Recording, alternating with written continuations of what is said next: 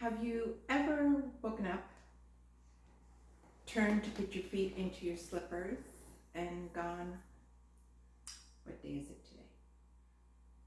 Yes, you have. It happens to all of us who have retired. Welcome to Coffee, Conversations, and Common Sense.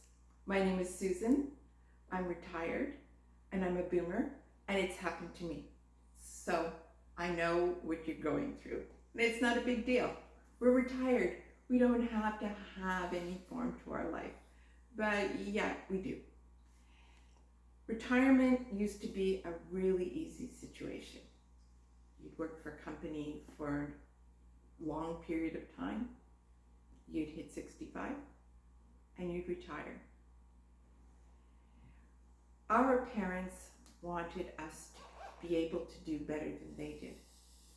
So they supported us as we went through school, whether it was financially or just emotionally. We graduated. Most of us got jobs right out of university or college. Within a couple of years, many of us would have been married, had children, had 2 cars, and we were doing what we thought was expected of us and what we sort of saw as our path forward to retirement. And then the 80s came. Do you remember those days? Were you in one of those companies where everybody sat at their desk and hoped that the HR person didn't come and stop at their desk? Hundreds and hundreds of people, if not thousands, were let go during the 80s. The shock to so many people was unbelievable. It's something that we didn't talk about. We talked about the severance packages.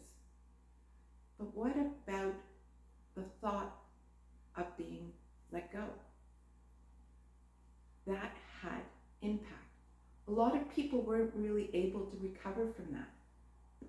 People had to take out lines of credits on their homes so they can afford to put food on the table, gas in the car so they could go to job interviews. A lot of people sent out resumes and were getting back answers like, we can't afford you, you don't have the right service. That was the reality. I had people who worked together. For example, I live in a small rural community, and the community collectively got together and got a van or a station wagon, and they went and worked at what we call the Motors, which is General Motors. Well, a lot of them were couples. And what happens when the couples lost their job? And if you're not working for the Motors, who are you working for? 51% of Canadians and 57% of Americans were unemployed in their 50s and were unable to find employment. Some just couldn't figure out what to do. Some of them didn't have work experience that would allow them to take on an equally high-paying job. We, in this small rural community, have been able to offer employment to some of these people. Some of the people that I run into are Motors retirees, but you know that they're just maybe turning 60, 65.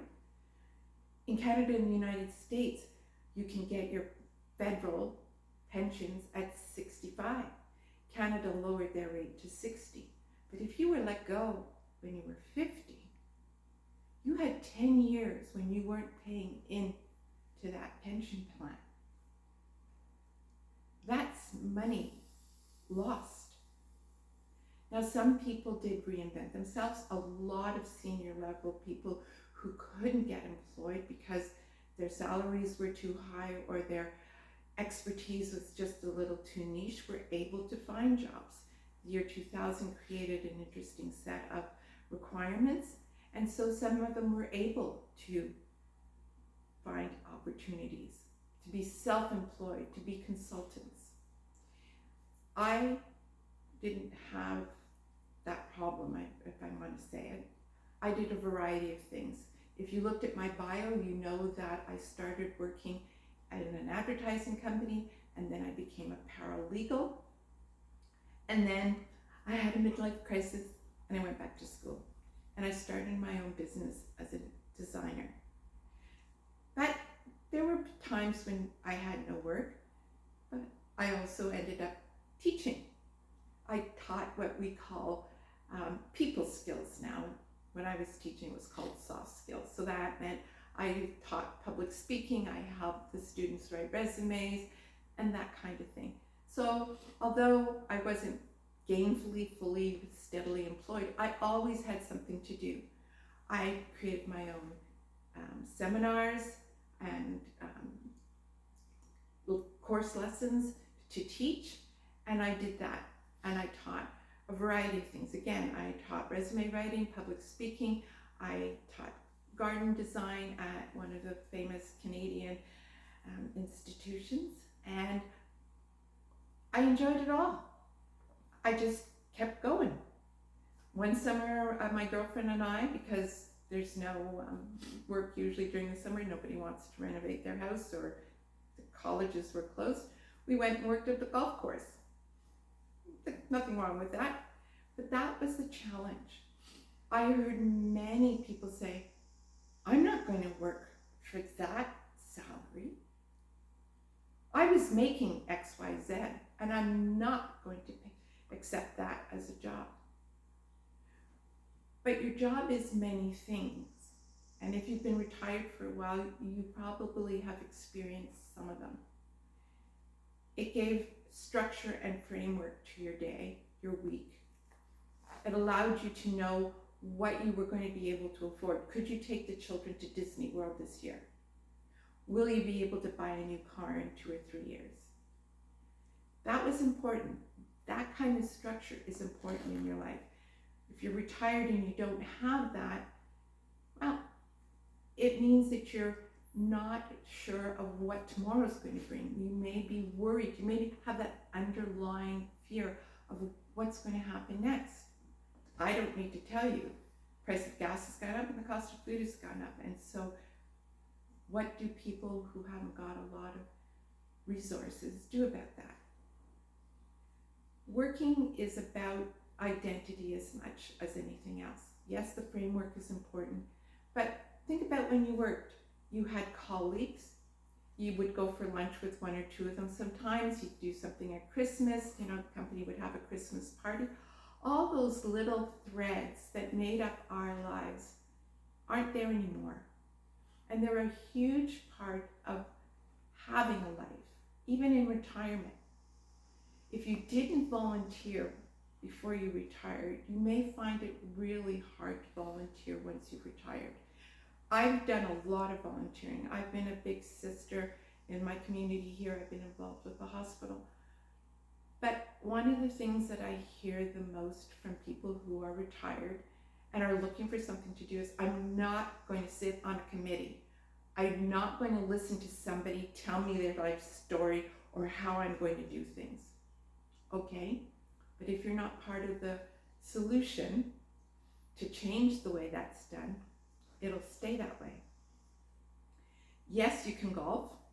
I took up golfing with my girlfriends. We went out and golfed a lot. We actually went on a tour out to PEI and had a great time. But that's only part of the day. That's only part of the year. And in Canada, that could be a very small part of the year. So having some structure to your life is really important after retirement. And I hope that you will tune in to my YouTube. This is my next iteration. I'm still doing consulting. I'm still helping people with retirement and aging in place. But this YouTube is my way of reaching out and creating my community. I'm looking for boomers, maybe some Gen Xers who are thinking that they're going to be retired sooner than not. There's a lot of companies still laying off. And I want to hear how you handled that event if you experienced it. What were some of your first thoughts when you realized that your job had been discontinued? And what are you doing? How did you adapt to the world around you? Did you find another job? We are a community. Boomers have been through lots together. We may have not been together side by side or even in the same country, but we've experienced many of the same things, and we can learn from each other. So if you would like to share your thoughts and your experiences with me, please put your thoughts and experiences in the comment section. I will certainly read them, and if you're looking for a response, I will do that. I'm really good at responding to people. And after a while, when we've got a few different people who've contributed, I will share that with you if you're watching. Other topics that I will be covering off are aging in place. What do you do when you're retired and your partner has just found the dream job? How does that impact you? We'll talk about grief. We'll talk about loneliness. We'll talk about how we reinvent ourselves and how we find ourselves in this modern world. We are boomers and we can rock this. So I hope you'll tune in, and I'll be posting on Thursday morning, so have a cup of coffee handy and let's stay together.